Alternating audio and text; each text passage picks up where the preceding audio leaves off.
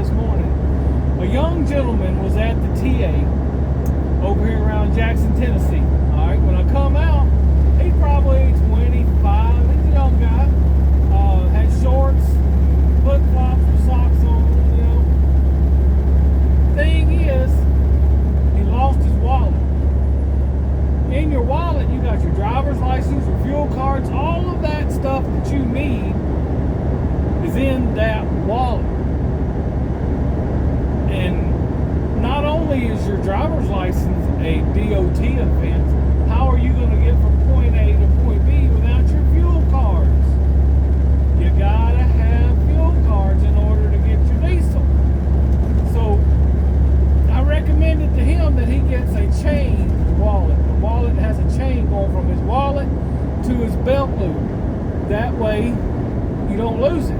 But there again, he has short breeches on, and I didn't look that close, but most shorts that I know of don't have belt loops on them. I wear blue jeans. I try to wear good tennis shoes or boots. You know, I have to wear tennis shoes more nowadays because of, you know, they're better on my feet because I'm getting old.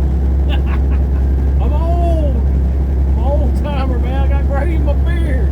Anyhow, anyway, yes, keep up with your tools and stay focused, because something that seems small, like your wallet, can have a huge impact on your driving day and your driving career. Because if he gets pulled over and don't have his CDL on him, that could be pretty rough depending on the officer. You have your medical card usually in your wallet with your CDL. I mean, there's a lot of little issues that could pop up. Granted, the medical card is supposed to be on the database. Your CDL is supposed to be on the database.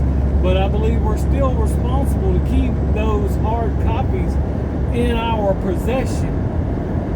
You know, and man, I would hate to lose my wallet. I'm bad about losing my pocket knives in the restroom. I've lost some really good pocket knives in the past. One that meant a world to me, but hey, it just is what it is. But there's more tools in your truck that you need to keep track of. You need to make sure you got bungee cords, zip ties, extra fuses, even duct tape, some pliers, some wrenches, some screwdrivers, some star drive screwdrivers. And there's a lot of little things that you can use to help you in this job. I keep a toolbox, I keep extra antifreeze, I keep an extra gallon of oil.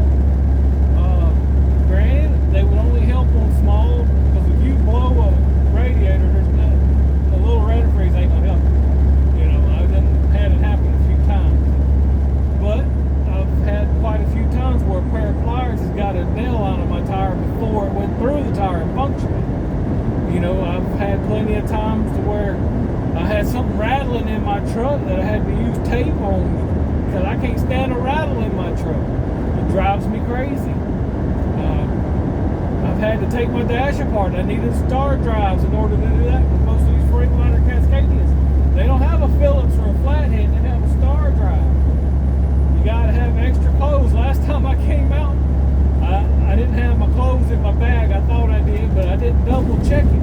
I wasn't focused. I was in a hurry. And when I got out here, I didn't have good clean clothes, which granted, I only stay out 1 or 2 nights at a time. Very seldom will I stay out 3 or 4. You know, I still would have liked to have had clean clothes on that trip. But definitely make sure you got to, have some window cleaner. Do you know the officers that are out there that if you don't have a clean windshield inside and out, they will use that and for ammunition to go against you in your inspection? They will go a little deeper, because if you're too lazy to wash your windshield inside and out, or clean your dash, or pick up the trash in your truck, a lot of times they will use that as ammunition and push forward on your DOT inspection better. I've had them acknowledge, man, you're keeping a pretty clean truck, you've got everything in order. I mean, I live in a field, so my floorboard's not always clean, but my windshields are clean. I try to keep my truck clean. I keep everything pretty well organized in the truck. So when they get in, they know this is my work environment. This is not my home. It's not as clean as my home, but this is my work environment. This is where I'm working, so it's not always going to be clean. I try to keep it cleaner than I would, but I mean, like I say, I live in a field. I get in here after we cut grass, and it's like I got a bale of hay in the floorboard. Or you get out on some of these drop lots and stuff, man, and it's that old gray gravel, and it's muddy, and it's nasty, or it's that old sandy clay, and that stuff gets everywhere. Plus, I got holes in my driver's side floorboard. I mean, my truck's got 860,000 miles on it. So I got to get new floorboards put in it. You know, the cushion, it's got a hole in the bump, and it's got a hole in the driver's side floorboard. I would love to get an entire new floor put in here, but that ain't happening right now because we've had so many other expenses. All the extra maintenance money we had is gone. gone, and I got a truck in the shop today. You know, it needs to be out making money, and it's in the shop. For that reason alone, me and Curtis are going to swap trucks this week. Curtis is going to get in my black DD truck, and I'm hoping he can get some consistency because that champagne colored truck, Champ, has been nothing but a money pit and a problem child. I'm going to get in it and try to run it, see if I can't get a little consistency out of it. And depending on how much I can get for her, I might sell her and use the money to go and buy me an older Freightliner with a Detroit Series 60 10-speed without all the emission stuff. Because the emissions and all the extra on guard and all that stuff has been a large part of our issues with Champ. A large part. You know, and so I'm thinking about going into the older trucks. That being said, I'm also thinking about moving over to flatbed a little bit. If I can find me a cheap flatbed. Because have y'all seen the rates on flatbed? They're paying $4 a mile to go out toward New Mexico. $4 a mile. With my fuel mileage, that's enough to go there and back. Shoot. I said, if you can get that and half of that coming back, you're gonna make a decent week. Anyway, I'm not gonna get too far off on that. It made me think about how we need to be focused around these trucks and these truck stops, because there's so many times when we do lose focus, when we do take for granted the things that we have. You know, now he's got to spend his day trying to figure out how to move forward. I don't know how long it'll take him to get him fuel cards. He guess he's going to have to pay with check until they get him a fuel card. And in my experience, my fuel cards only come out. It takes about a month to get them.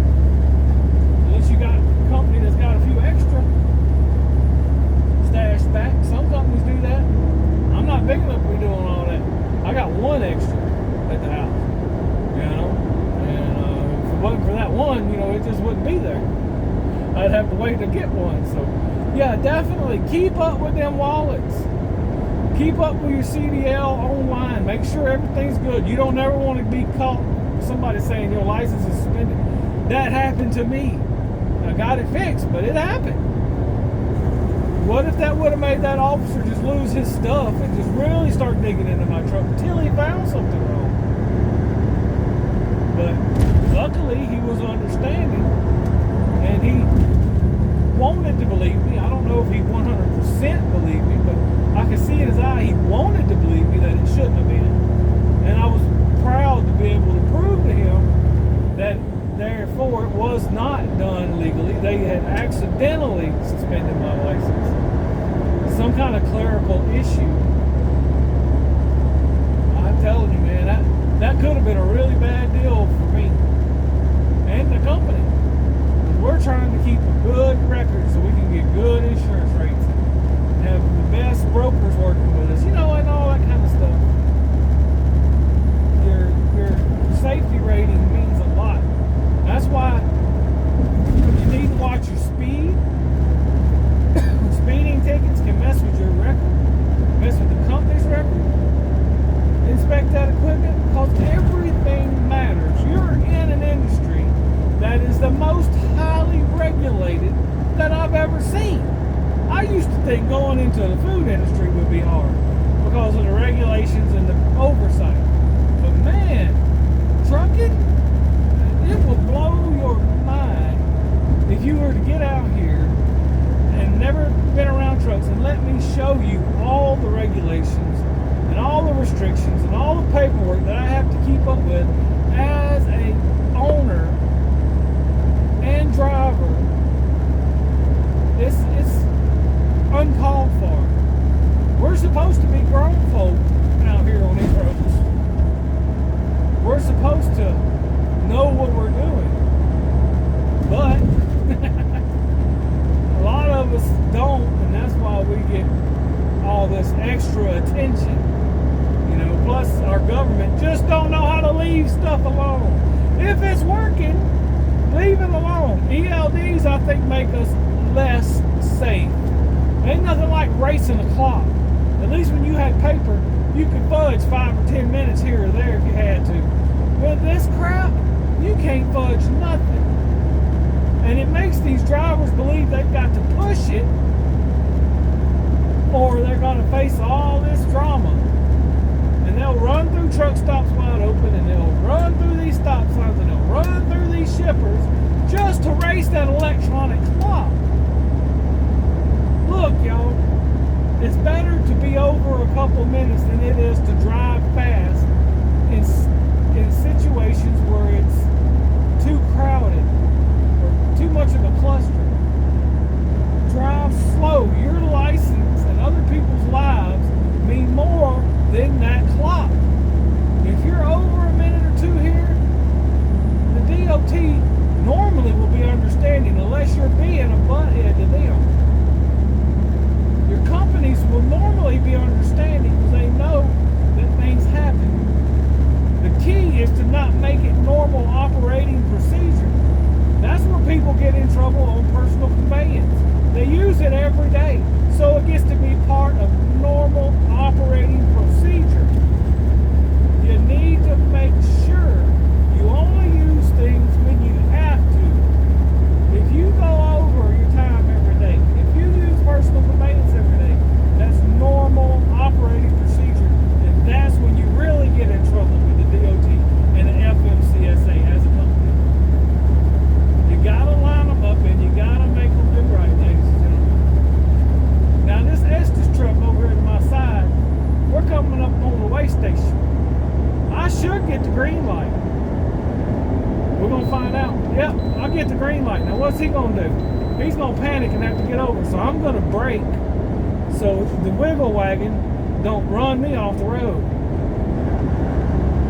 Hopefully he's got a pre-pass. We'll see. If we don't have a pre-pass, I'm gonna call him an idiot. Look at there. Look at there. That's what you call an idiot. I think I should give him the old home. Wish him luck. Hope he makes it home safely. That was not a smart thing to do, was it, ladies and gentlemen? Way station coming up and you're going to be passing somebody. Not only that, you're going to... Never mind. You got a wiggle wagon. And wiggle wagons are notorious for losing control. I just can't even. Anyway. Y'all be safe out there. Stay focused. Keep up with your wallets. Maybe see if you can get an extra fuel. I don't know. Make sure your keys are not where they can fall out. You gotta have the tools to do the job. God bless. And I'll catch y'all on the next ride.